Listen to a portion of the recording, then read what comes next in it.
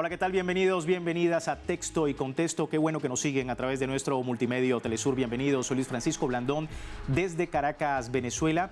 Hoy con un tema bastante importante y tiene que ver justamente con lo que sucede en Ucrania. Desde que inició la operación militar de Rusia en Ucrania, pues ha habido un problema bastante grave y ha sido el envío grande de la OTAN de armamento, no solamente armamento común, sino armamento bélico militar, tanques, grandes cantidades de estos importantes materiales bélicos llegan no solamente a Kiev, sino también a otros lugares del mundo. Por el crimen organizado se ha convertido Ucrania en un mercado negro. Ese es precisamente el tema que estaremos tratando el día de hoy. Así comenzamos con nuestro briefing.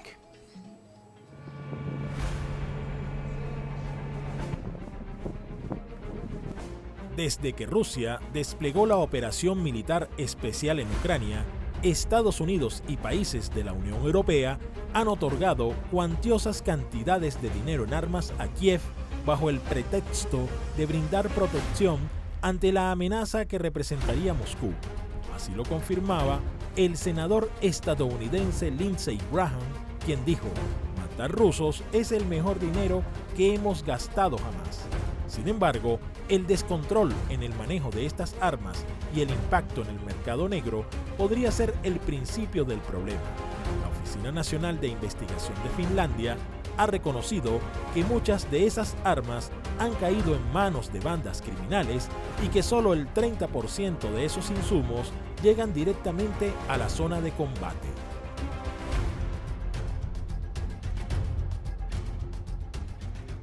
Bien, así el tema en Texto y Contexto. Presentamos a nuestros invitados el día de hoy. Tenemos en el estudio al señor Ali Rojas Olaya. Él es profesor universitario y analista internacional. Señor Ali, gracias por su tiempo con nosotros. Gracias por la invitación. Fernando Rivero también en el estudio. Él es magíster en filosofía de la guerra para entender un poco el escenario en Ucrania. Fernando, gracias por su tiempo. Gracias a ustedes por la convocatoria.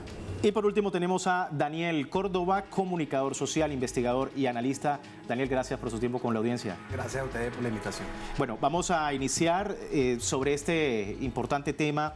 Ya las autoridades europeas se han visto obligadas en algún momento a reconocer el problema que cada vez ha adquirido mayor alcance. El tema del armamento y el equipo militar enviados desde países de la OTAN a Ucrania y que van a parar en el mercado negro internacional. ¿Qué está ocurriendo, señor Ali, en el terreno? Bueno, sencillamente Occidente está mostrando su verdadera faceta. Están repitiendo la operación Barbarroja, con la que el Tercer Reich quiso apoderarse de toda la Unión Soviética para repoblarla de alemanes contra la raza eslava y proponer esa raza que ellos llaman una raza superior. En estos momentos, al igual que en aquel, el enemigo del Tercer Reich era la Unión Soviética. Hoy el enemigo de Occidente es Rusia, por todo lo que representa Rusia, por ese liderazgo que tiene Putin y por toda la tecnología, toda la ciencia que tiene este gran país euroasiático. Entonces la situación no es fácil, estamos viviendo tiempos de guerra muy duros, donde ya Finlandia ha dicho a dónde va a parar esas armas que están enviando a ese mercado negro. Todo ese mercado realmente es negro, porque la OTAN realmente está sacando su verdadero rol de organización terrorista del Atlántico Norte. ¿Armando a Ucrania o armando al terrorismo? Fernando, ¿por qué está ocurriendo esto? Hay un conjunto de motivaciones en esta confrontación entre la OTAN dirigida por la Casa Blanca y la Federación de Rusia. Una de las motivaciones tiene que ver con el tema energético, otras por supuesto el intento de parar la ruta y la franja de la seda y también por supuesto el empuje de la Federación de Rusia como potencia emergente. Pero además de esto está el comercio de las armas. Recordemos que según CIPRI, el Instituto de Altos Estudios para la Paz de Estocolmo, se habla de que en este momento del mercado mundial de armas y equipamiento militar, Estados Unidos tiene 51% del mercado, pero además de eso, de las 15 empresas más importantes de todo el mundo, 10 de esas empresas pertenecen a los Estados Unidos. Y las 5 primeras específicamente, empezando por Lockheed Martin, pertenece a ese país, de manera que detrás de esto también hay un gran negocio donde el lobby del armamento, el lobby de los militares, viene haciendo un jugoso negocio, acumulando grandes ganancias a partir del dolor del pueblo ruso y también del pueblo ucraniano, que finalmente son los grandes afectados con esto. Pero además de ello, en lo que fue la última gran cumbre de la OTAN en junio de 2022, le pidieron a todos los países de la OTAN aumentar la inversión en materia de defensa como parte pues, de los planteamientos que vienen haciendo los Estados Unidos. Detrás de todo esto también entonces podemos concluir que hay un gran negocio que responde al lobby de los armamentos. Un gran negocio que no mide de alguna manera las consecuencias y las aristas de la guerra en Ucrania. Pero preguntarte, Daniel, ¿está Estados Unidos consciente de a dónde va a parar? ¿Hay en realidad una auditoría o no necesariamente? Es decir, el armamento llega desde la OTAN a Ucrania y de allí, ¿por qué el descontrol? ¿Qué está ocurriendo? Bueno, yo pienso que desde un primer momento Estados Unidos sacó mal las cuentas. Esto se le está saliendo de las manos. Y ellos ya ha pasado en otros escenarios de guerra, por ejemplo, lo que pasó en Afganistán, lo que pasó en Irak. Ellos han creado una suerte de monstruos que después se les salen de la botella, y ese es el peligro, ese es el riesgo que estamos viendo ahorita, porque si estamos hablando de una ayuda, entre comillas, en divisa que se está invirtiendo para armas, para armar a los ucranianos, que está por un rango de 20.000 millones de dólares, se estima, y las informaciones que se han conocido es que apenas el 30% está utilizándose para el fin que supuestamente se debería utilizar. Entonces estamos hablando de una suma gruesa de cerca de 14.000 millones de dólares que está alimentando todo ese mercado negro, como bien lo decía el compañero, de armas que se están negociando, y eso tiene una irradiación que no solamente se limita al espacio geográfico de Ucrania, sino que puede también generar bastantes problemas en Europa. Por eso es que hay mucha preocupación en Europa, en el norte de África y en el Medio Oriente. Entonces, lo que diríamos que Estados Unidos está jugando con fuego, y ese fuego se le puede salir del control. Incluso hay otros analistas que van más allá y dicen que esto puede desembocar, Dios quiera que no, en una tercera guerra mundial, por la manera como se está tratando de atacar a Rusia y de aislar a Rusia y de frenar, como lo han dicho los compañeros, ese auge, esa potencia que tiene Rusia como un jugador con el cual hay que contar en el escenario internacional. Ali, quería preguntarte porque el escenario da a entender que Estados Unidos, y con la excusa de armar a Ucrania, de poder defenderse de alguna manera de Rusia, pues está mandando o enviando una ingente cantidad de armamento. Pero ¿qué hay detrás? Es decir, ¿Estados Unidos está previendo un enemigo mayor en el terreno internacional? Bueno, fíjate tú que Kennedy, uno de los futuros candidatos para las elecciones, ya ha dicho el peligro inminente que tiene Estados Unidos. Ya él habla incluso de una guerra bioterrorista. Él ya está hablando de armas biológicas contra algunas etnias. No lo está diciendo cualquiera. Ya Zelensky se reunió con Lindsey Graham, el senador republicano, donde hablan abiertamente que sí, que la idea es matar rusos, que para eso ellos están invirtiendo. Es decir, estamos ante un enemigo muy duro, que está mostrando realmente su verdadero rol en este momento. Ellos no pueden permitir nunca que la hegemonía que ha estado en Washington desde hace mucho tiempo, desde que se fue de Londres, con ese modelo occidental totalmente en decadencia, tan decadente que mira, un bufón tiene de presidente en Ucrania.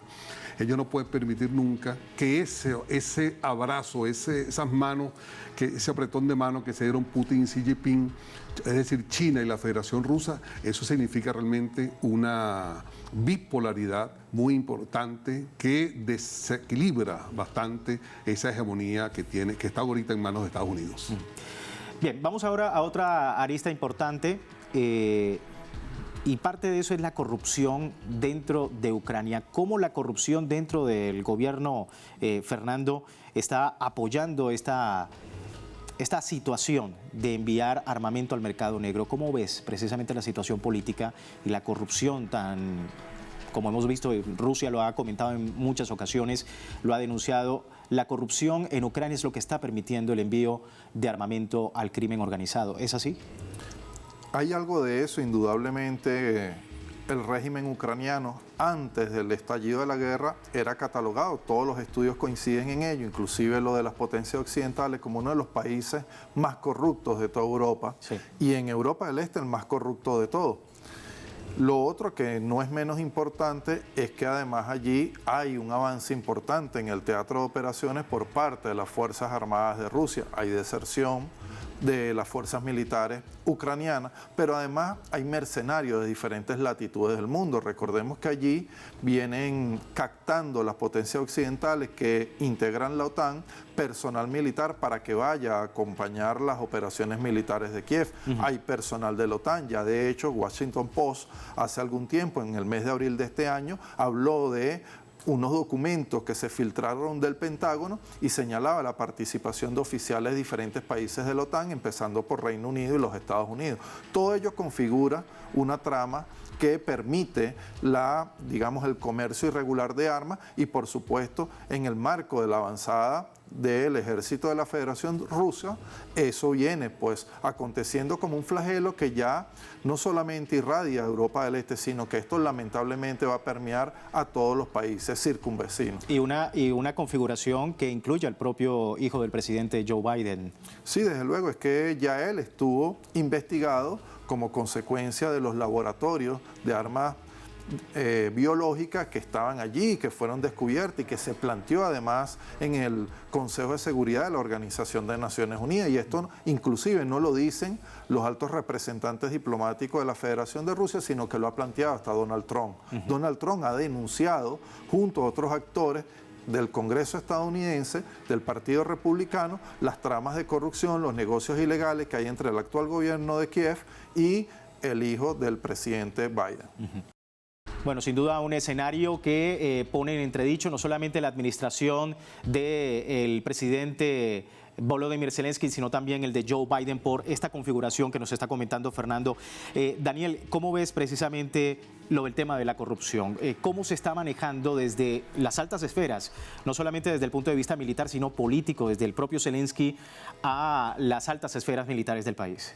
Sí, esa es una arista muy interesante de la problemática porque desde el punto de vista comunicacional nos han querido vender la narrativa de que en Ucrania hay una democracia modélica que está siendo atacada por un país muy malo que es Rusia. Pues, se ha estimulado la rusofobia. Sí. Sin embargo, ahí está el kit de la gran mentira que se está manejando. O sea, no estamos hablando de ninguna democracia modelo, es un país gobernado prácticamente por élites corruptas, muy corruptas, y que además han cometido atropellos contra la población de su propio país y contra la población de los países del Donbass. Entonces, ese es, digamos, una de las maneras de actuar típicamente de este sistema y de esta hegemonía que invierten, le dan la vuelta al mundo al revés, que llamaba Eduardo Galeano. Entonces al malo lo ponen como bueno y al bueno lo ponen como malo. Entonces es bueno este tipo de espacios para que tengamos más conciencia de lo que se está jugando realmente en Ucrania. No es para nada una democracia modelo, no son nada loables los intereses detrás de los cuales se ha animado Estados Unidos para instigar esta guerra, y por supuesto, bueno, eso debe quedar claro. Eso no aparece en ningún medio, eso no lo comenta casi nadie, pero esa es la realidad. Es un país bastante corrupto y que no para nada se trata de una democracia modélica. Y desde el punto de vista muy importante de los medios de comunicación, vamos a hablar luego de la pausa sobre este escenario. Vamos a una breve pausa, como decimos, en Texto y Contexto, ya regresamos.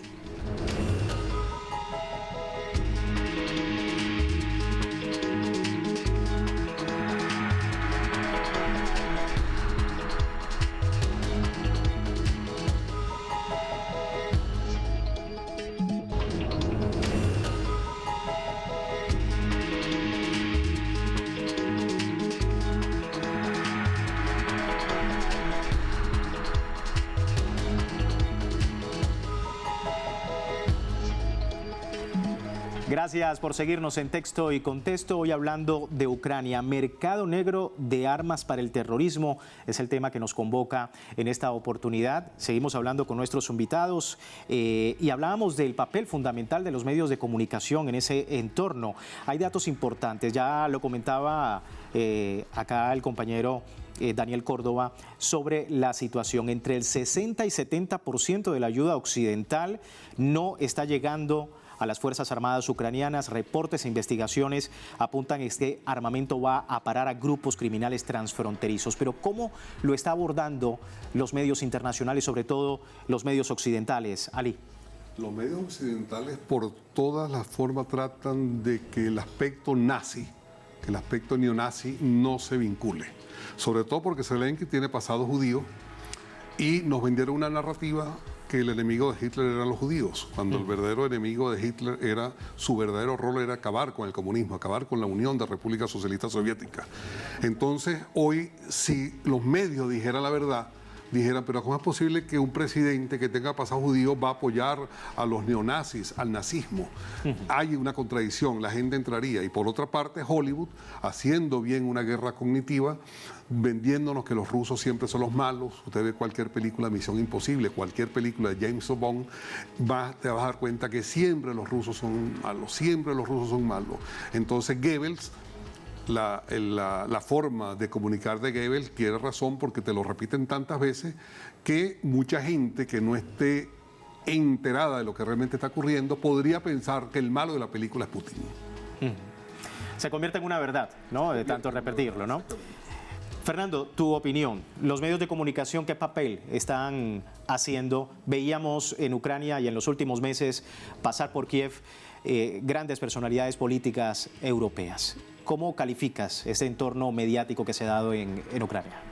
Las grandes empresas de comunicación mundial están tratando de moldear la subjetividad de los pueblos del mundo. De lo que se trata es de, en este momento, de imponer el pensamiento único. Recordemos que ya las máximas autoridades de la Unión Europea y también de los Estados Unidos han hablado del modelo civilizatorio que defienden, de los valores que están promoviendo, y en síntesis de lo que se trata es de entender en su doctrina militar el cerebro humano como un nuevo elemento, la nueva dimensión de la guerra. Así como está el ciberespacio, así como está hoy, por ejemplo, la tierra, el mar, etcétera, ahora ellos tratan de dominar, de captar la atención, de dominar el cerebro humano para imponer una manera de entender la vida. Finalmente, lo que está en juego detrás de todo esto por parte de las potencias europeas y de los Estados Unidos es imponer un modelo civilizatorio, imponer una manera de entender las relaciones humanas. Y eso pasa por el sometimiento de las potencias emergentes y también de los pueblos de América Latina y el Caribe y de otros pueblos que luchan por su soberanía, que luchan por su dignidad y que luchan por su autodeterminación. Un modelo que, como hemos dicho, trata de alguna manera y a través de los medios de comunicación replicarse no solamente en el espacio o en la región donde está Ucrania y Rusia, sino también en otros lugares del mundo. Daniel, eres comunicador social. En este caso, ¿cómo ves el manejo informativo desde Ucrania, desde Estados Unidos, desde Rusia y, por supuesto, los medios occidentales? Sí, bueno, obviamente ha habido una línea editorial. Los que trabajamos en medios sabemos que por lo general el medio tiene una línea editorial que delimita cuál es la orientación que se le van a dar a los contenidos. En este caso, bueno, estamos hablando que la pauta la marca Estados Unidos, y también es relevante destacarlo. Yo creo que nunca como ahora Europa había estado tan plegada, tan sometida a los designios de Washington. Entonces, no nada más los gobiernos europeos, sino también los medios europeos siguen en comparsa las directrices que se dictan desde Washington, y obviamente el discurso, la narrativa que se ha construido es que ellos están, en este caso, estimulando tras bastidores una guerra, porque este conflicto viene desde 2014 y allí ha estado la mano de la OTAN metida, instigando, provocando a Rusia, y entonces ellos han aprovechado toda esa plataforma mediática internacional para tratar de justificar una guerra que no tiene justificación desde ningún punto de vista, pero también es reflejo de una crisis a lo interno de los Estados Unidos, y que es como el corazón del sistema capitalista que está haciendo aguas. Entonces, las guerras son también un motor o una válvula de escape a esas crisis estructurales del capitalismo. Eso lo sabemos desde hace más de 100 años. Lo estudió Rosa Luxemburgo y lo han planteado diversos analistas, que la guerra es inherente al capitalismo, porque es un motor de ganancia desde el punto de vista de toda la industria armamentística que hay alrededor de la guerra, pero también del declive de la tasa de ganancia que se viene registrando desde la caída del acuerdo de Bretton Woods. Hay una crisis, hay una merma en el margen de ganancia cada vez mayor, y la forma que tiene el capitalismo de realizarse es mediante la guerra. Y, por supuesto, la mediática está plegada a esa visión. Un lobby armamentístico que efectivamente tiene alcances mucho más allá de lo que está ocurriendo en Ucrania y en Rusia. Ali, el alcance ha sido, ya lo denunciaba Rusia, mucho mayor. Mucho de este armamento, volvemos a lo del armamento, este armamento llega incluso hasta México. O sea, ¿cómo es posible que un conflicto de estas características entre Rusia y Ucrania pueda afectar de cierta manera el crimen organizado internacional hasta el punto de llegar hasta México? ¿Qué opinas? Esto lo que nos habla es de la pobreza, de lo putrefacto que están del alto nivel de corrupción que hay en el mundo, sobre todo el capitalismo, porque como bien lo señala, es el capitalismo el que tiene la falla, esa sed insaciable de riqueza de la que nos habla Simón Rodríguez, ese afán de querer cada vez más, al punto que el enemigo hoy en día es el Big Brother del cual nos hablaba Orwell, que en alguna época se pensó que era Stalin, que era la Unión Soviética. Hoy estamos viendo realmente el verdadero sentido de la obra orwelliana. Hoy estamos dando cuenta que cuando tú vendes esas armas supuestamente a una fuerza armada, pero cuando ya caen en manos del mercenario, ese mercenario está cobrando. Y si viene un cártel de México que le da más dinero, él sencillamente la va a vender porque maneja toda la piratería en el mundo, tiene todos los controles. Eso va a ser así. ¿Cómo tú le vas a decir qué regla, qué leyes tienen estos mafiosos? Aquí la única conducta, mira, más honorables eran las películas del Padrino, los Corleones. Al menos tenían ciertos códigos allí. Al menos decían, después de todo no somos comunistas. Tenían una claridad. Aquí no, aquí está desatado este nivel de corrupción. Un nivel de corrupción que lleva el armamento a grupos transfronterizos, pero como decíamos también a México. Fernando, tu opinión sobre esta posibilidad de que el armamento y de que lo que está causando en Ucrania pues mayor índices, no solamente de conflicto, sino también de venta de armas, llegue a escenarios como por ejemplo los cárteles en México. Me gustaría colocar en la mesa de discusión un ejemplo. En los años 80, luego del triunfo de la Revolución Sandinista, lo que fueron los grupos armados llamados contrarios, por supuesto, al gobierno de Managua, al gobierno del Frente Sandinista de Liberación Nacional, fueron armados por los Estados Unidos, patrocinados por la CIA. Todo el planeta supo el caso de los Irán Contras. No es la primera vez que inclusive altos funcionarios del gobierno estadounidense están vinculados directamente con el tráfico ilegal de armas. Lo propio vimos también escándalos sobre la guerra de Vietnam y el tráfico de sustancias estupefacientes y psicotrópicas. En fin, lo que estamos viendo en el marco de la política exterior de los Estados Unidos es una constante. No tengo elementos en este momento para probar, no estoy diciendo que hay un funcionario en particular de los Estados Unidos que lo está haciendo, pero no es descartable, porque la historia de la política exterior lo registra así. América Latina y el Caribe tiene un ejemplo claro que fue investigado por el Congreso de los Estados Unidos, que es el caso Irán-Contra. Bien, nosotros vamos a finalizar con Daniel. Daniel, desde el punto de vista del alcance que tiene el narcotráfico, desde el punto de vista que tiene el mercado negro internacional, ¿estás de acuerdo con la opinión de tus compañeros? Es decir, hay, digamos, razones de base para pensar que Estados Unidos está repitiendo ese patrón que ya ha hecho, por ejemplo, en el continente latinoamericano.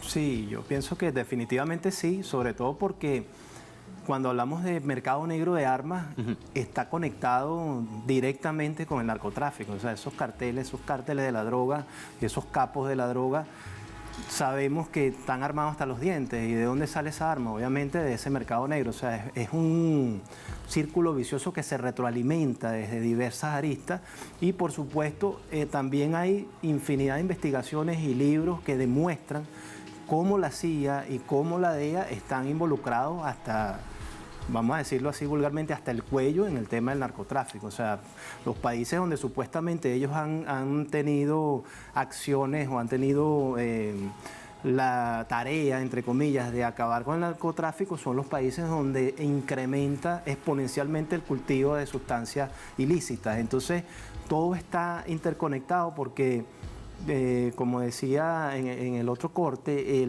esa crisis estructural del capitalismo hace que trate de realizar su ganancia por cualquier vía. Y eso implica, bueno, mira, lo que llaman la economía subterránea, pues narcotráfico, tráfico de armas, tráfico de órganos, o sea, cualquier cantidad de actividades delictivas del crimen organizado que tú te puedas imaginar. Y esa economía subterránea no es que está allí en un mundo aparte, donde no se toca con la economía real, no, termina retroalimentándose y termina soportando lo que llaman la economía real en muchos casos. Pues aquí tenemos lamentablemente el caso de nuestra hermana Colombia, cómo la presencia de Estados Unidos allí ha contribuido a que prácticamente el país esté sometido al narcotráfico y cómo ese narcotráfico tiene un peso, un impacto importante en la economía de Colombia. Bueno, esperemos que ahora con el gobierno del presidente Petro eso empiece a cambiar, pero Colombia estuvo en manos de personajes como Duque o el mismo Pablo Escobar Gaviria, que llegó a tener un curul en el Congreso y prácticamente hablaba en nombre de los poderes establecidos. Entonces, a ese nivel de locura hemos llegado, o llegamos. Entonces, eso no sería para nada descabellado pensar que están interconectados, el tráfico de armas, el narcotráfico y obviamente hay una gruesa suma de dinero que está en juego allí. Capitalismo y economía subterránea. Me quedo con esa reacción sobre este tema de Ucrania en el mercado negro de armas para el terrorismo. ¿Qué opina usted? ¿Cuál es su opinión sobre este tema? Le invitamos a que nos pueda escribir, contáctenos @telesurtv.net para sugerencias, el feedback con nuestra audiencia de Telesur. Así finalizamos este texto y contexto. Soy Luis Francisco Blandón. Gracias por seguirnos.